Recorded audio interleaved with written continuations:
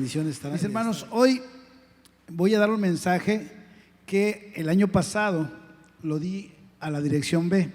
Así es que si alguno estuvo en ese culto, a lo mejor ya lo escuchó, pero creo que es algo bueno saber, primeramente, para qué sirvió o de qué sirve la muerte de Cristo. Y a veces muchos de nosotros ya lo tenemos por sentado y creemos que ya estamos firmes en nuestras convicciones. Muchos de nosotros, a lo mejor no tanto, y como las personas que nos acompañan por primera o segunda vez, a lo mejor no lo tienen claro, ¿ok?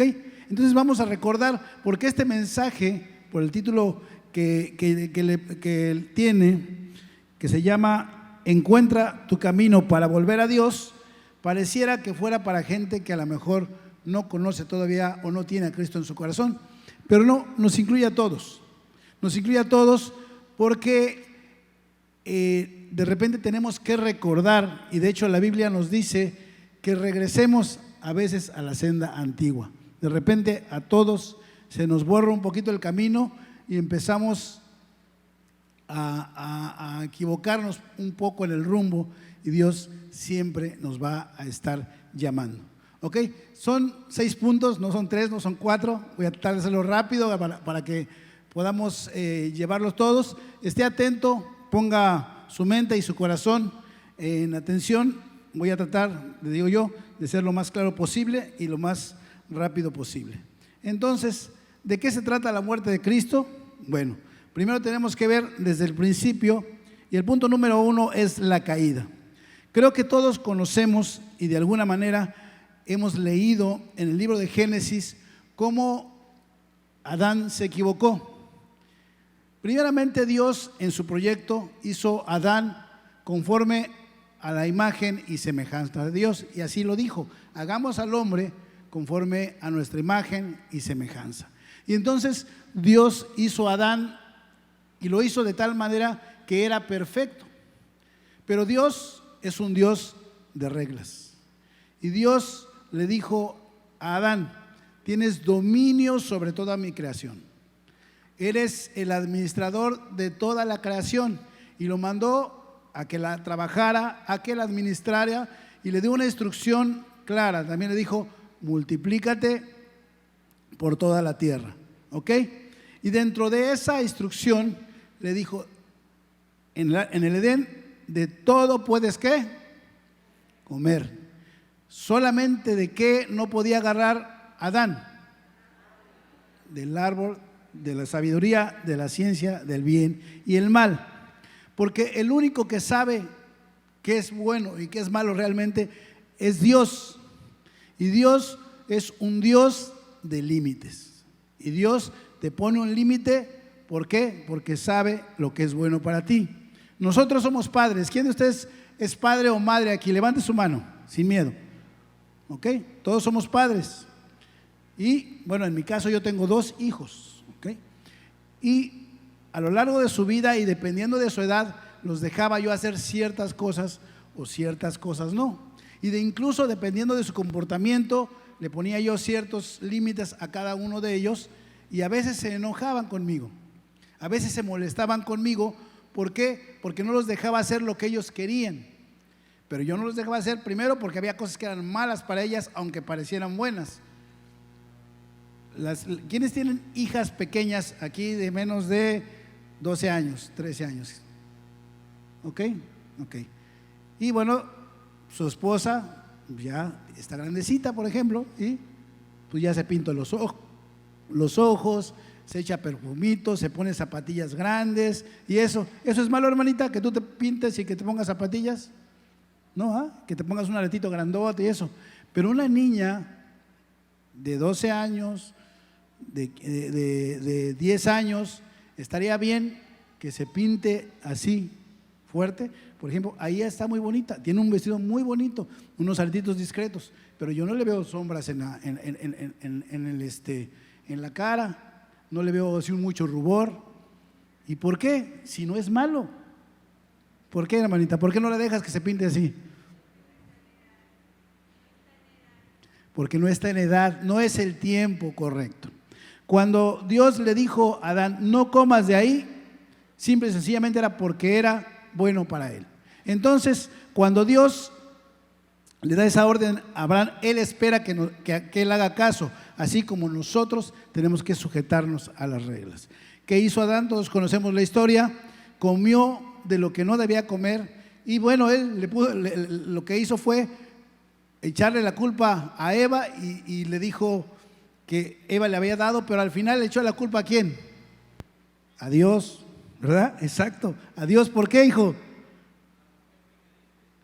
Porque le dijo, la mujer que tú me diste. ¿Y quién cree que me contestó? El nieto de mi hermano Ángel. ¿Qué edad tienes, hijo?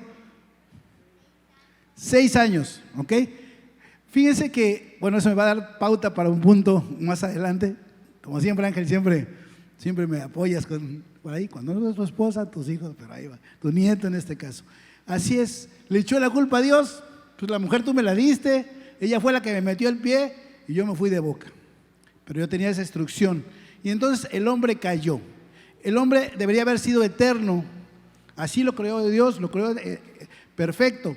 Pero cuando le dijo que él hiciera eso, que hacía eso, iba a pasar algo. Vamos a leer Génesis 2:17. Bueno, yo le voy a dar lectura para que sea un poquito más ágil. Dice Génesis 2:17: mas del árbol de la ciencia del bien y del mal no comerás, porque el día que comieres ciertamente morirás. Aquí es importante entender que nuestras Biblias son una traducción de los lenguajes del lenguaje original. Nosotros en nuestra iglesia usamos la Biblia Reina Valera 60 normalmente. ¿Alguien trae una versión diferente? ¿Una nueva versión internacional o algún lenguaje actual? ¿Alguien la ha usado? Yo las uso, no tengan problema, no pasa nada. ¿Ok? La diferencia entre la Biblia Reina Valera 60 y una Biblia, por ejemplo, lenguaje actual, es que las traducciones de la Biblia se dividen en 2 partes. Una que es la traducción literal y la otra es la traducción parafraseada. Las traducciones parafraseadas lo que hacen es platicarte un poquito cómo son las cosas y no se van directamente hacia el original.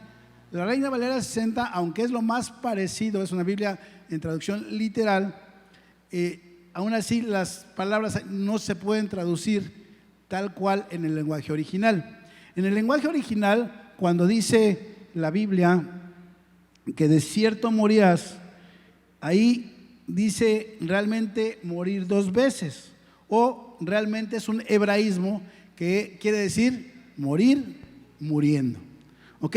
Entonces, cuando entiéndase esto, que Adán, Adrián, ya le cambié el nombre a Adán no iba a morir.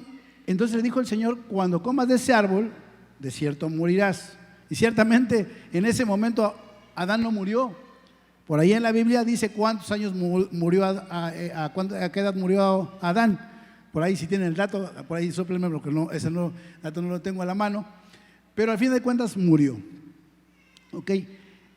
Adán no murió físicamente en ese momento. Lo que hizo fue morir espiritualmente. ¿Por qué? Porque cayó de la gracia de Dios. Adán era el proyecto de Dios en ese momento, y no es que Dios se haya equivocado, simple y sencillamente en el proyecto de Dios así tenía que ser. Entonces, cuando pasa esto, simple y sencillamente se tenía que cumplir lo que el Señor le dijo, que Él iba a morir muriendo. Lo que muere primeramente es espiritualmente. ¿Y qué es la muerte espiritual? Simple y sencillamente que Dios separó a Adán de él. ¿Se acuerdan qué hizo? Lo sacó del Edén, incluso puso unos ángeles con unas espadas por si se quería regresar, ya no iba para atrás, ¿no? El Señor en su sabiduría dijo: bueno, tuviste todo, eras perfecto, lo desaprovechaste porque no respetaste los límites. ¿Ok? Lo que hizo Adán fue tan monumental, tan trascendental, que desde entonces todos nosotros estamos separados de Dios. La vez pasada compartí una historia y se me hace que esto lo plantea muy bien, y piensa en lo que tú haces para tu descendencia en un momento dado. Había unas personas que se dedicaban o tenían como deporte, afición, el senderismo. El senderismo pues se trata de ir por el campo, subir montañas, bajar montañas, caminar entre bosques. Puede ser días, pueden ser horas en un momento dado, pero la gente que está apasionada de ese tipo de cosas no es que se vayan por la carretera o por una vereda que hay en un pueblo, sino ellos dicen: voy a atravesar un cerro, por ejemplo, vámonos hacia Teapa, pero no voy a irme a Teapa por la carretera, me voy a parar en un lugar y me voy a ir sobre esa montaña y la voy a atravesar. Y me voy a tardar 8 horas, y normalmente me preparo con cantimploras, con cosas para pasar, porque me puede llegar a caer la noche ahí. Y la gente que se dedica a eso normalmente estudia la orografía del lugar. La orografía es donde hay un agua, donde hay un hoyo, donde hay un peñasco, donde puedas subir. Y bueno, estas personas estudiaron todo eso, y en ese grupo iba una persona joven, un joven más bien fuerte, y los otros ya eran gentes un poquito más grandes. Y llegó en un momento en que el agua se les terminó, porque aunque habían estudiado bien la zona, habían ido en un tiempo de seca, y de repente el arroyo donde debía estar, pues resulta que no estaba. Y entonces en el proyecto tenían que ir sobre la ruta trazada, y seguramente en otro lugar iba a haber agua. El muchacho, ya un poco desesperado, se les adelantó como 20 minutos de camino, donde llegó a la fuente de agua que sí efectivamente había, y él en su desesperación iba a llenar la cantimplora, pero algo lo detuvo, que seguramente pues fue una instrucción de Dios, y él empezó a subir por el río hacia arriba, y dando una curva en el río, resulta que encontró un animal muerto tirado en el agua. Bueno, él se alegró por eso, subió un poco más, llenó su cantimplora, bebió y bajó rápido cuando estaban llegando sus compañeros y iban a llenar su cantimplora. Él lo impidió porque no podían tomar de esa agua, porque aunque se veía limpia, no estaba limpia. Les dije: vengan conmigo, les voy a enseñar por qué. Los llevó hasta donde estaba el animal y se dieron cuenta que si ellos hubieran tomado de esa agua, seguramente enfermarían. Adán hizo eso para con nosotros. Él nos separó de Dios, y toda esa, vamos a poner como ejemplo el agua, toda esa bendición ya no venía limpia, ya venía contaminada, porque fuimos separados de Dios. Entonces, nosotros tenemos que darnos cuenta que cuando nosotros nos separamos de Dios, ahorita los que caminamos en Cristo y que ya conocemos el camino de Dios, cuando nos separamos, el Espíritu de Dios en nosotros, ¿qué pasa con él? Se entristece, se contrista, y entonces no estamos trabajando y viviendo en la comunión de Dios. Ese fue el punto número 1. Vámonos al punto número 2, porque al final, antes de pasar al punto número 2, en Romanos 5:14 dice: no obstante, reinó la muerte desde Adán hasta Moisés, aún en los que no pecaron a la manera de la transgresión de Adán. Hasta ahí le voy a dejar ese versículo. O sea, esa desobediencia de Adán nos afectó a nosotros, aunque nosotros no comimos de ese árbol, ¿verdad? Fuimos separados de Dios, ¿ok? Pero bueno, Dios tenía preparado un regreso, ¿ok? Punto número 2 es el regreso. Dios tiene la oportunidad de que nosotros, siendo creyentes o aún, no siendo creyentes, o aún siendo creyentes, nos hayamos separado de Él nos tiene siempre la oportunidad de regresar a su lado. Isaías 44:22 dice: yo deshice como una nube tus rebeliones y como niebla tus pecados. Vuélvete a mí, porque yo te redimí. ¿Ok? Aquí tenemos que entender una cosa. Nuestro regreso a Dios no va a depender de tus capacidades, depende de la misericordia de Dios, porque dice que Él nos redimió. No te redimiste tú solo, nosotros no podemos ser agradables para Dios por nuestros propios méritos. Entonces la pregunta aquí es: ¿cómo hacemos para volvernos a Dios? Jesús dijo en Juan 12:32: y si yo fuere levantado de la tierra, os atraeré a mí mismo. Entonces ahí ya el Señor estaba hablando de que iba a ser crucificado. Y hermano, date cuenta, el hombre no puede ser plenamente feliz solo. El hombre no puede ser un ser autosuficiente por sus propios méritos. Tú puedes tener materialmente todo lo que quieras.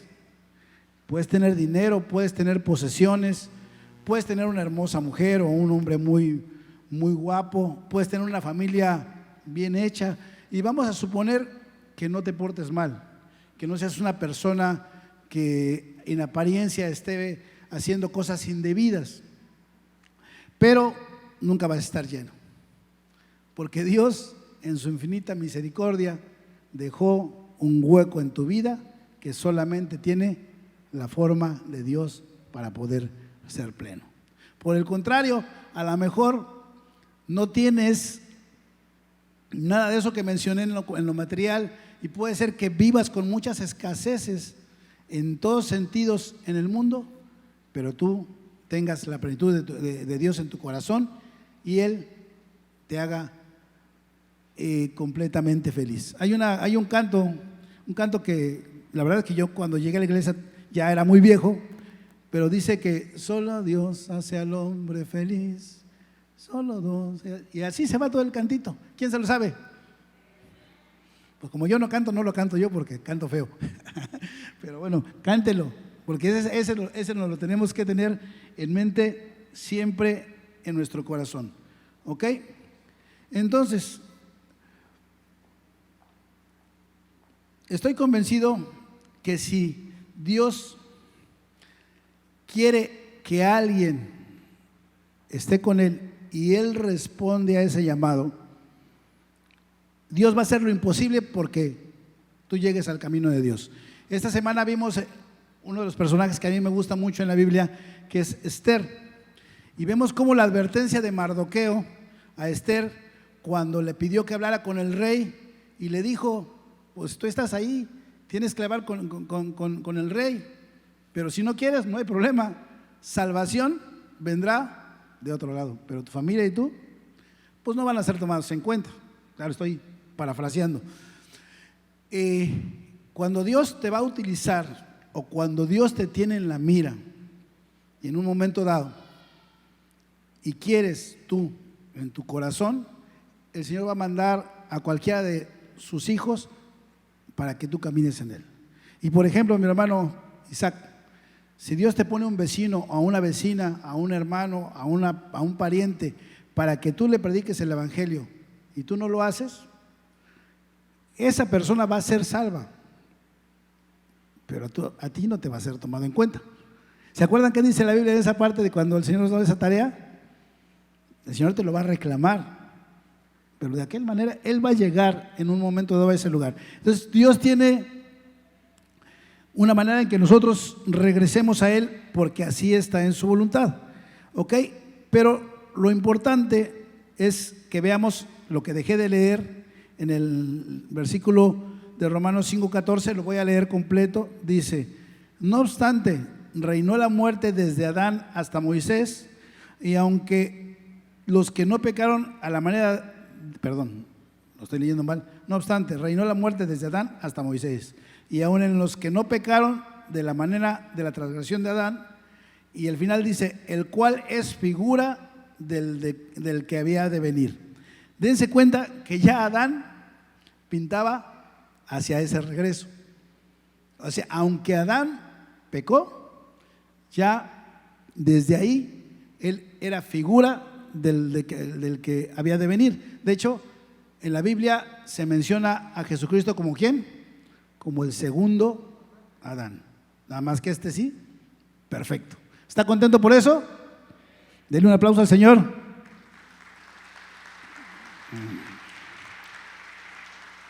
Entonces, Regresar a Él, la respuesta es estar en Él.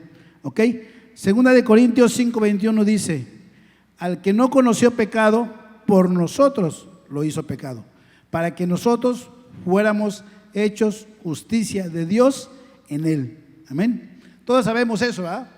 Todos sabemos que nosotros no podemos ser o no podemos ingresar a Dios por nuestra justicia, porque Dios en su infinita misericordia y justicia, cuando alguien peca, el pecado no queda sin castigo. ¿Está de acuerdo? ¿Estás de acuerdo, mi hermano?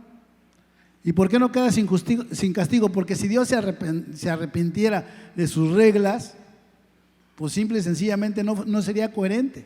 El castigo tiene que llegar, pero para que el castigo se cumpliera, entonces mandó a su Hijo Jesucristo para que la justicia de Dios y todo ese peso del castigo del pecado cayera en Él, para que nosotros fuéramos justificados. Y yo les pregunto, ¿quién es santo aquí? Levante su mano. ¿Quién es justo aquí? Levante su mano, manténgala arriba. Los que crean que sean santos y justos, levántela arriba. Amén. Ok, todos los demás no. Entonces les voy a invitar a que reciban a Cristo en su corazón, porque ustedes son santos y son justos porque han sido santificados y justificados por la sangre de Cristo. Amén. Denle otra vez un aplauso al Señor, porque eso no depende de ti, porque tu boleto al cielo no depende de lo que tú hagas, depende de que nuestro Señor Jesucristo pagó por tus pecados con su sangre. Efesios 1:7 dice: en que tenemos redención de pecados por su sangre, el perdón de pecados según las riquezas de su gracia. Otra vez lo mismo, Él es justo porque en su misericordia Él nos perdonó. Y 1 Corintios 15:22: porque así como en Adán todos mueren, también en Cristo todos serán vivificados. Y mis hermanos, todas las personas que están en el mundo, una de dos: o están en Adán o están en Cristo. No tenemos más opciones. Podrás filosofar en otros pensamientos, razonar de otra manera, pero si no estás en Cristo, estás en Adán. O sea, estás muerto espiritualmente. La única manera de vivir en Cristo es tener a Cristo en tu corazón.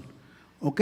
Entonces todos estamos en Adán cuando nacemos, porque así nacemos en Adán. Cristo es la única forma de elegir estar en Él. Amén. ¿Quién ya hizo su oración de entrega? Amén. ¿Todos? Nadie, los demás no han hecho oración de entrega, en su célula no lo has invitado, no les dijeron: ¿ya recibiste a Cristo en tu corazón? Ok, bueno, levante su mano, tengan contento. Yo soy cristiano, ¿por qué? Porque un día me dijeron: ¿quieres recibir a Cristo en tu corazón? Y la verdad, no entendí. Dije que sí, porque me invitó, y la persona que me invitó me dijo: ándale. Le dije: bueno. Y entonces el líder, que en aquel entonces era Armando Aburto, me dijo que yo dijera una oración, y yo la repetí, y todo el mundo me felicitó y me dijo: ¿ya eres salvo? Y yo dije: está bien. La verdad es que no lo asimilé, no lo entendí. Y para ser sincero, en esa primera vez yo no me di cuenta, les voy a ser sincero, yo no me di cuenta que Dios ya estaba obrando en mí. ¿Ok? Después ya la hice, como después de 2 o 3 células, de manera consciente, porque antes teníamos un poquito más consciente hacer el llamado en cada una de las células. ¿Ok? Y entonces yo la hice, pero ¿cómo me di cuenta que Dios empezó a obrar en mí? Yo no había leído ningún libro, ni en la escuela completo. Cuando el maestro me mandaba a una tarea, a leer un libro, yo leía chamacos que están en la escuela no hagan lo mismo que yo. Leía el prólogo, leía la síntesis y leía algunas resúmenes internos, y con eso yo me echaba mi clase, mi curso, y casi siempre pasé bien, pero no es lo correcto en un momento dado. El primer libro que empiezo a leer completo, bueno, más bien, el primer libro de la Biblia fue Lucas. Lo leí del día de la primera célula hasta la siguiente semana de segunda célula. Y después el siguiente libro que leí completo fue la Biblia. Ya me metí y entonces ya me di cuenta después que desde la primera vez que hice la oración de entrega, el Señor me tocó por ese lado. ¿Ok? Entonces, todo eso depende de Él, no depende de nosotros. Cuando el Señor pone en tu corazón y tú quieres, decía yo hace rato, Él va a mover lo que sea para que tú llegues a Él. A veces creemos que con nuestras buenas obras o con nuestras donaciones o con las cosas que tenemos nosotros de nuestras capacidades, ya sea monetarias o intelectuales, podemos agradar a Dios. Hace algún tiempo, el año pasado precisamente acababa de pasar, cuando di la primera vez este mensaje, que se había quemado la catedral de Notre Dame. ¿Okay? Y es una catedral que, bueno, no nada más es un mueble religioso, también es un monumento histórico, porque tiene muchas obras de arte internas. Y hubo mucha gente que hizo donaciones. Una sola persona de Estados Unidos, para que pudieran renovar o reconstruir esa catedral, donó $100 millones. ¿Ok? ¿Ustedes creen que esa persona, por esa donación, logró la gracia de Dios? No importa, no importa lo que tengas. Vemos el ejemplo en la Biblia de la viuda que solamente dio 2 blancas. ¿Ok? El Señor le dijo, ella dio de todo su corazón, ella dio más que todos. ¿Ok? El libro de Hebreos habla sobre nuestra esperanza que tenemos en el cielo y dice que la esperanza es el ancla del alma para el cielo, en el cielo. Hebreos 6:20 dice, donde Jesús entró por nosotros como precursor, hecho sumo sacerdote para siempre, según la orden de Melquisedec. Precursor, si nosotros lo buscamos en el diccionario, podemos ver la definición como algo que es primero, pero en aquellos tiempos es importante que cuando leas la Biblia trates también de irte al contexto histórico y los usos y costumbres. Un precursor es un término náutico que antes, cuando un barco de calada grande llegaba a un puerto y estaba la marea baja, no podía llegar hasta el puerto, y entonces lo que hacían era bajar una lancha o un barquito más pequeño que jalaba el ancla o que se llevaba el ancla hasta el puerto, dejaba el ancla en el puerto y cuando subía en la noche la marea, entonces ya jalaban al barco. Y eso es lo que se le conoce como un precursor. Así es que nuestro Señor Jesucristo, como dice el libro de los Hebreos, que Él llegó primero como precursor para que cuando en un momento dado nosotros que tenemos en nuestro ser un hueco en forma de Dios, que es nuestra ancla, nuestra esperanza, Él nos jale a un puerto seguro. ¿Está usted contento por eso?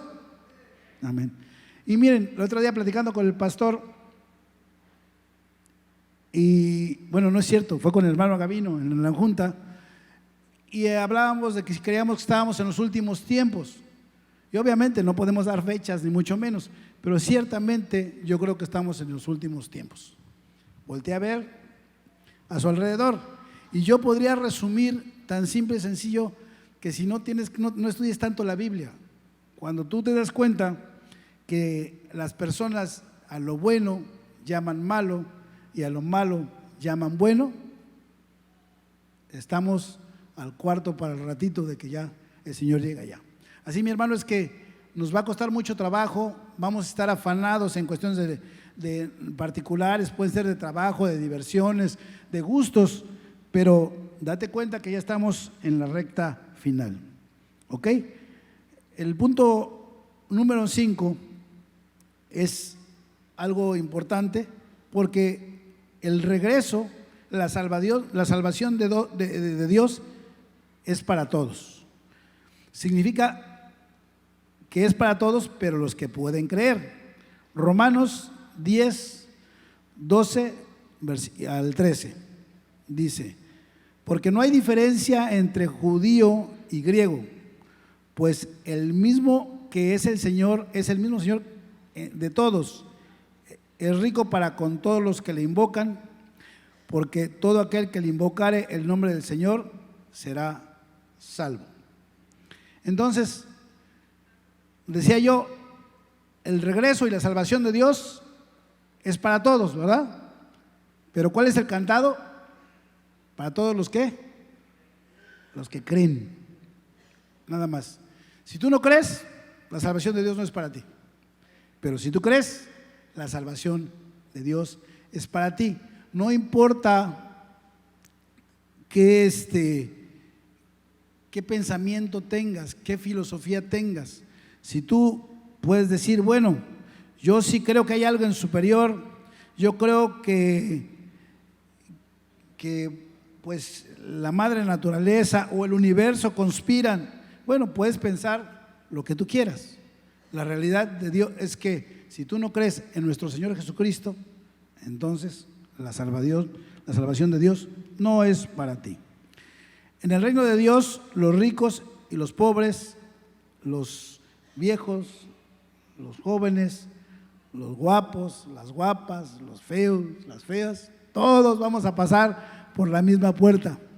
Hubo una ley en Estados Unidos hace tiempo, una ley de vivienda, que tenías tú que construir un edificio y tú podías irlo a construir en la zona más exclusiva de ese lugar. Por ejemplo, si tú dices, yo voy a construir una casa en el Campestre, también puedes construirla, pero esa ley tiene que ser una ley que incluya dentro de su construcción viviendas de bajo costo. ¿Para qué? Para que ahí donde viven los ricos también puedan vivir los que no tienen mucho. No puede ser una ley que excluya a ese tipo de gente. Los constructores tuvieron que acceder y dijeron, ok, está bien, no hay problema.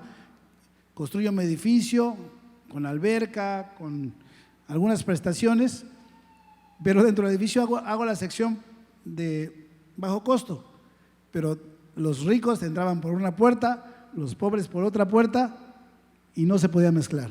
Entonces realmente era algo que no aplicó, pero en el Señor no es así. En el Señor todos vamos a pasar por el mismo lugar. Hermano, solo Dios ve el corazón, nosotros no lo podemos ver. Él sabe lo que tú no sabes. Él sabe que la salvación es solamente para el que quiere. Y yo les preguntaría, no me contesten ni levanten la mano, ¿estás seguro de que eres salvo? ¿Estás seguro de que yo soy salvo? ¿Sí estás seguro de que yo soy salvo? ¿Estás seguro que es salvo mi hermano Gavino?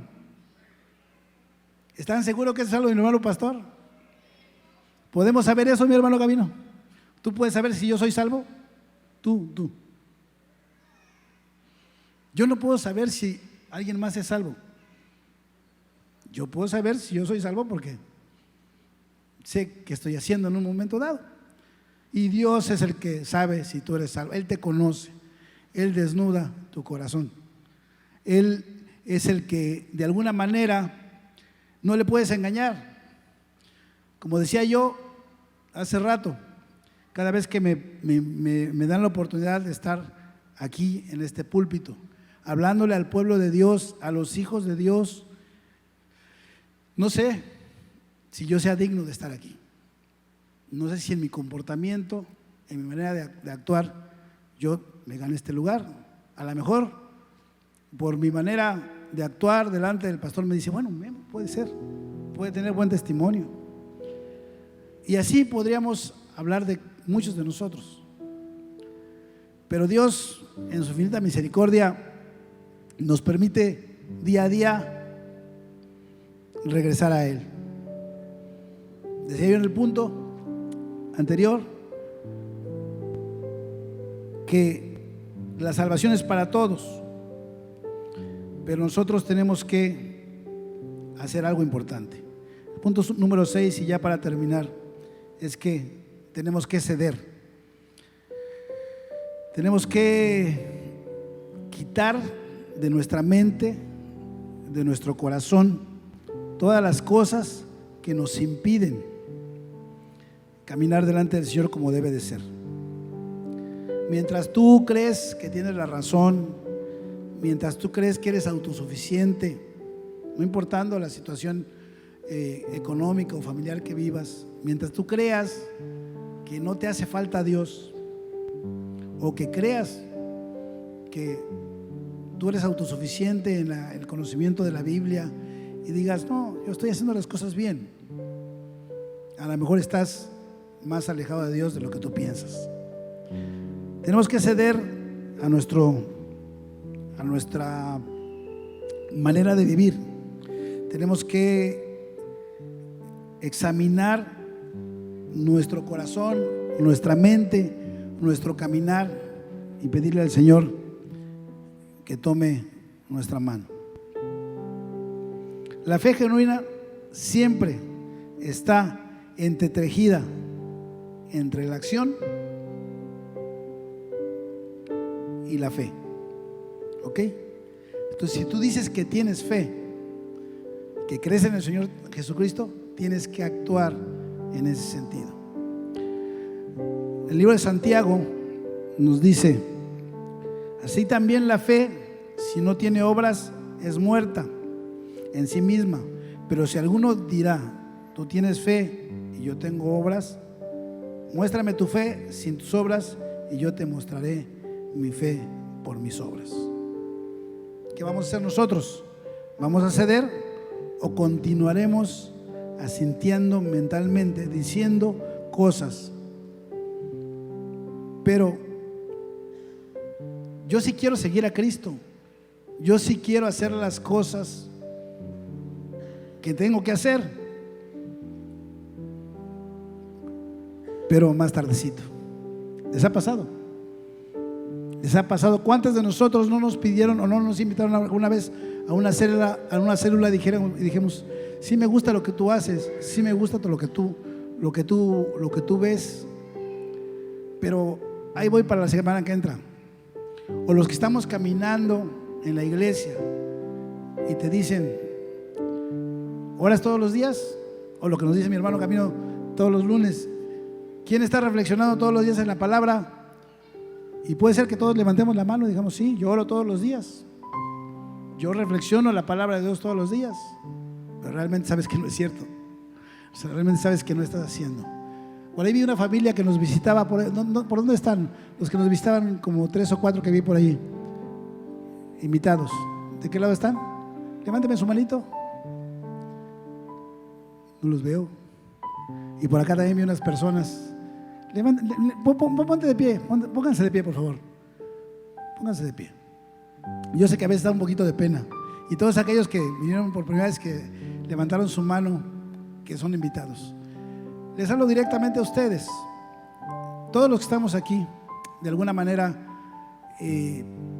estuvimos caminando en nuestras fuerzas o nuestras ideas por mucho tiempo. Lo mejor es poder reconocer y recibir a Cristo en nuestros corazones. Y yo quisiera que no nada más ustedes, sino le voy a pedir a la iglesia completa que se levante, porque vamos a hacer una oración y le vamos a pedir al Señor que gobierne nuestros corazones. ¿Les parece? Amén.